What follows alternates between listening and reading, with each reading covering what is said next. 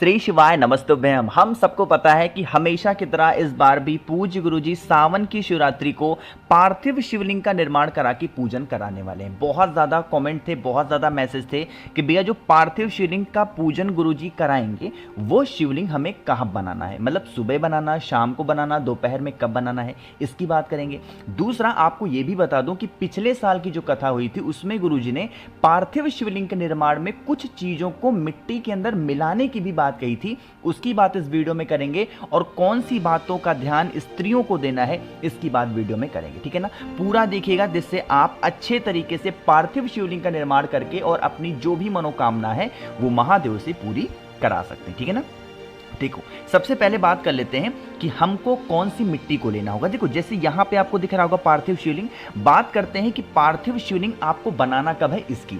देखो पार्थिव शिवलिंग की पूजन गुरुजी कब कराएंगे? शाम को 7 बजे, है ना। आपको क्या करना है, 2 अगस्त को, इससे पहले बना के मत रख लेना, एक दिन पहले नहीं, 2 अगस्त को ही आप सुबह 10-11 बजे तक अच्छे तरीके से पार्थिव शिवलिंग को बना के रख देना, है ना। और ऐसी जगह रखना ताकि अच्छे तरीके से सूख जाए। क्यों? क्योंकि जब शाम को आप 7 बजे पूजन करोगे, जल चढ़ाओगे, दही चढ़ाओगे, दूध चढ़ाओगे, तो क्या होगा, अगर पार्थिव शिवलिंग गीला होगा तो तुरंत टूट जाएगा। मानते हो आप भी ना। इसीलिए सुबह के टाइम पे बनाना, जिससे जो पार्थिव शिवलिंग का निर्माण आपने कर रखा है वो अच्छे तरीके से क्या हो जाए, सूख जाए, और कुछ भी आप चढ़ाएं तो शिवलिंग टूटने ना पाए, है ना। बात करते हैं कि भैया जो शिवलिंग हम बना रहे हैं क्या उसमें सर्प बनाना जरूरी है, यानी कि सांप बनाना जरूरी है? तो इसका जवाब है हाँ और इसका जवाब है ना। मतलब अगर आप सर्प बना सकते हो तो बहुत अच्छी बात है, सर्प नहीं बना सकते हो कोई दिक्कत नहीं, ठीक है ना। लेकिन आपको पार्थिव शिवलिंग का निर्माण शाम को 7 बजे पूजन होगी, उससे पहले 12 बजे से पहले पार्थिव शिवलिंग का निर्माण करके अच्छे तरीके से सुखा लेना, है ना। देखो अब हम लोग बात करने जा रहे हैं कि भैया चलो ठीक है पार्थिव शिवलिंग तो हम लोग बना लेंगे, लेकिन ये तो बता दो कि जो मिट्टी का हम इस्तेमाल करेंगे वो हम कहाँ से लेके आएंगे मिट्टी को? क्या हम किसी भी वृक्ष के ले सकते हैं, कहीं से भी उठा लें, किसी भी पेड़ के नीचे से? तो इसका जवाब है नहीं। आपको क्या करना है, आपके घर में अगर शमी का पौधा लगा हुआ हो, ठीक है ना, शमी का पेड़ लगा हो तो उसके गमले से या फिर नीचे की मिट्टी से शमी पेड़ की मिट्टी से ले सकते हो। और या तो अगर बेल का पेड़ आपके घर में है तब तो वहां की मिट्टी ले ही सकते हो, ठीक है ना। क्या करेंगे, या तो बेल पेड़ की मिट्टी या फिर शमी पेड़ की मिट्टी से आप पार्थिव शिवलिंग का निर्माण करोगे, है ना। अब देखो इतनी चीजें समझ में आ गई आपको कि निर्माण कब करना है, कौन सी मिट्टी का करना है। बात दूसरी करते हैं कि जो मिट्टी का इस्तेमाल आपने किया है, किसी भी वृक्ष की मिट्टी को, जो भी आपने मिट्टी का इस्तेमाल किया है, इस मिट्टी के अंदर आपको क्या करना है, थोड़ा सा काली मिर्च लेंगे, ठीक है ना, ज्यादा नहीं, 2 से 4 दाने काली मिर्च के लेना। इसको अच्छे तरीके से पीस करके इसका पाउडर बनाना, है ना, पाउडर बनाना। और पाउडर बनाने के बाद में आपको उसी मिट्टी के अंदर उस काली मिर्च को अच्छे तरीके से डाल देना है। अच्छे तरीके से क्या करेंगे, आपको मिक्स कर देना है, ठीक है। जिससे काली मिर्च की जब पाउडर आप मिक्स करोगे मिट्टी के अंदर, तो एक तो पार्थिव शिवलिंग बहुत ही मजबूती से बनेंगे और साथ ही साथ आपकी मनोकामना भी बहुत जल्दी पूरी होती है काली मिर्च को मिलाने से, ठीक है ना। इतनी चीजें समझ में आ गई आपको। चलो अब बात करते हैं जो सबसे जरूरी चीजें हैं कि आपको कौन सा पानी लेना होगा। जैसे मिट्टी कैसे करोगे, थोड़ा सा पानी डाल के तो पार्थिव शिवलिंग का निर्माण करोगे। क्या करिएगा, आपको एक दिन पहले, मतलब इसीलिए वीडियो देखो 4-5 दिन पहले बना रहा हूं। पार्थिव शिवलिंग का निर्माण कब करना है, 2 तारीख को। अरे करना है कि नहीं करना, करना है ना 2 तारीख को। आपको क्या करना है, इस मिट्टी के एक छोटी सी कटोरी लेना, ठीक है ना। 1 तारीख को छोटी सी कटोरी लेना शाम के टाइम पे, और उसके अंदर आपको जल भरना, ठीक है ना, जल भरना, और थोड़ा सा इसके अंदर गंगा जल डाल देना।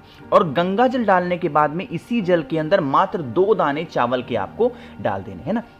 फिर इस कटोरी को उठाना और 1 तारीख को रात के टाइम पे आपके घर में जहां पीने का पानी रखा जाता हो, चाहे वो मटका हो, परिंदा हो, कुछ भी ऐसा हो, आपको क्या करना है, उसी मटके परिंदे के पास में आपको लेके जाना है और उसको अच्छे तरीके से वहां पे रख देना है ढक करके, ठीक है ना। अगले दिन जब आप सुबह 2 तारीख को 2 अगस्त को सावन की शिवरात्रि पे सो करके उठना, तो फिर आप इस कटोरी में से जो जल होगा उस मिट्टी में मिला करके और पार्थिव शिवलिंग का निर्माण कर देंगे। बात आ रही क्या समझ में? इतना काम कर लेना। अब इतना काम करने के साथ ही साथ आपका जो पार्थिव शिवलिंग होगा वो बन करके रेडी होगा। अरे होगा कि नहीं होगा, बन जाएगा ना। उसके बाद में जब पार्थिव शिवलिंग आप बना रहे हो, चाहे थाली में बना रहे हो, प्लेट में बना, तो जमीन पे मत बनाना, किसी भी थाली या प्लेट में बनाना। बनाने के साथ में एक बेलपत्र लेना, बहुत ही प्यारी सी सुंदर सी, और बेलपत्र को पहले थाली में रख देना और उसी बेलपत्र के ऊपर पार्थिव शिवलिंग का निर्माण करना है ना। जो पार्थिव शिवलिंग का निर्माण करोगे उसमें महादेव का पूरा परिवार विराजमान होना चाहिए। मतलब कि उस पार्थिव शिवलिंग में माता अशोक सुंदरी का स्थान भी दिखना चाहिए, भगवान गणेश का भी स्थान दिखना चाहिए, भगवान कार्तिकेय का भी, जो जलाधारी होती है हस्तकमल वो भी, और महादेव का तो शिवलिंग होना ही होना चाहिए। इस प्रकार से आपको पूर्ण विधि से महादेव के शिवलिंग का निर्माण पार्थिव शिवलिंग का करना है, वो भी मिट्टी से। मिट्टी कौन सी लेनी है ये भी मैंने बता दिया, उसके अंदर काली मिर्च क्यों डालनी है ये भी बात मैंने आप सभी को बता दी है, ठीक है ना। सारी चीजें आपको समझ में आ गई हैं। जब पार्थिव शिवलिंग का निर्माण आपके घर में हो जाए, है ना, आपने बना दिया बेलपत्र के ऊपर, उसके बाद में आपके ही घर में थोड़ा सा होगा जरूर, क्या होगा, पीला चंदन होगा। पीले चंदन से अच्छे से त्रिपुंड बना देना। देखो जैसे इस पार्थिव शिवलिंग पे त्रिपुंड बना हुआ है, आपको भी पीले चंदन से त्रिपुंड बनाना। आप चाहो तो पीले चंदन से त्रिपुंड बना सकते हो, आपके पास में कलर वगैरह हो तो आप चाहो तो पेंट भी कर सकते हो, आपको और सुंदर बनाने के लिए मैं बता रहा हूँ, ठीक है ना। बाकी कोई पेंट की जरूरत नहीं है, महादेव तो अपने आप में वैसे अच्छे हैं, बट आपको त्रिपुंड तो बनाना ही बनाना है ना। इतनी चीज समझ में आ गई। अब हम लोग बात करने जा रहे हैं कुछ और चीजों की। देखो कल मैंने आपको पूजन सामग्री बताई थी। जब पूजन कराते हैं गुरुजी ना, ये चीज मैं सिर्फ आपको बता रहा हूं, कोई भी नहीं बताएगा पूरे यूट्यूब पे आपको। जब पूज्य गुरुजी पूजन कराते हैं, 7 बजे से पूजन स्टार्ट होगी, तो वो ये नहीं देखते कि हमारे साथ साथ लाखों करोड़ों लोग पूजन को कर रहे हैं। ये चीज शायद चुभ जाए लोगों को, क्योंकि वहां पे बहुत ही तेजी से काम होता है, ये चढ़ाओ वो चढ़ाओ वो चढ़ाओ। तो उसमें क्या होता है, जो ऑडियंस बैठ करके कथा सुनती है और अपने घर पे पूजन करती है ना, जो भी लोग करते हैं वो उसमें कंफ्यूज होते हैं, क्या बोल रहे हैं, आप क्या चढ़ाएं आप क्या चढ़ाएं। इसके लिए आपको बहुत सुविधा के लिए मैं आपको चीज बता रहा हूं, जितनी भी पूजन सामग्री मैंने बताई थी आपको ऐसे दोने में लेना है, सभी चीज को अलग अलग दोने में रखना, आपको बहुत आसानी होगी। आप इस काम को करके देखेंगे ना, आप मुझे आके थैंक यू जरूर बोलोगे कि भैया आपने सही बताया था, हमारा आसानी से हो गया। दोना छोटा छोटा लेना और उसके अंदर जो भी गेहूं के दाने, जो भी चावल बताया गुरुजी ने, सब कुछ इसमें डाल देना है ना। एक चीज गुरुजी अपनी किसी भी पूजन में नहीं बताते हैं, वो सिर्फ मैं बताता हूं, और वो होता है नारियल, ठीक है ना।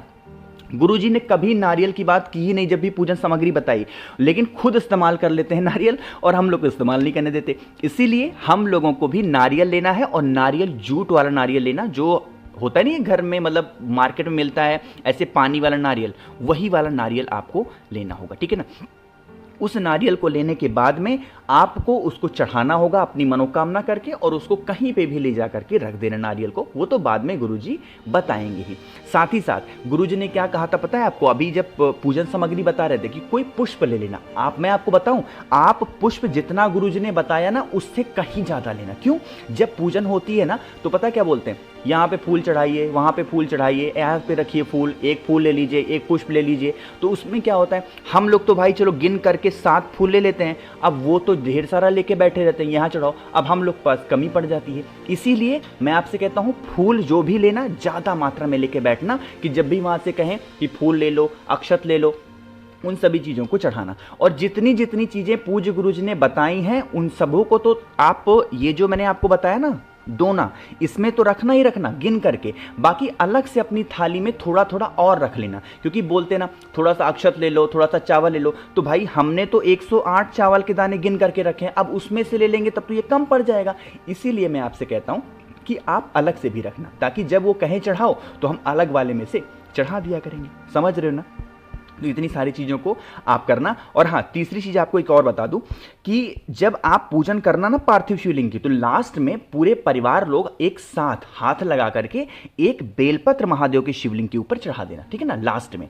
और चढ़ाने के बाद में उस बेलपत्र को उठा के अपने घर में जहाँ रुपए पैसे रखते हो ना, सोना चांदी, उस स्थान पे आप उस बेलपत्र को रखना 11 दिनों तक, ठीक है ना। जब 11 दिन कंप्लीट हो जाए फिर उस बेलपत्र को उठाना और महादेव के शिवलिंग के ऊपर ले जा करके समर्पित कर देना, है ना। देखो जितनी चीज़ें मुझे पता थी, मुझे जानकारी थी, पिछले साल लगभग 2 सालों से मैं भी पूजन करता चला आया हूँ, गुरु जी के सानिध्य में। तो इसीलिए मुझे अपनी तरफ से, मैं आपको अपना भाई बहन मानता हूं, तो बहुत ढंग से हर तरीके से मैंने बता दिया कि हाँ कैसे लेना, ज़्यादा लेना, कम लेना, कहाँ रखना।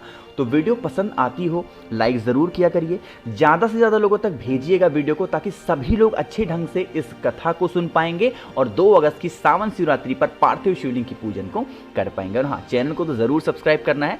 बाकी बातें करनी है आपको मुझसे फ़ोन पे, तो इंस्टा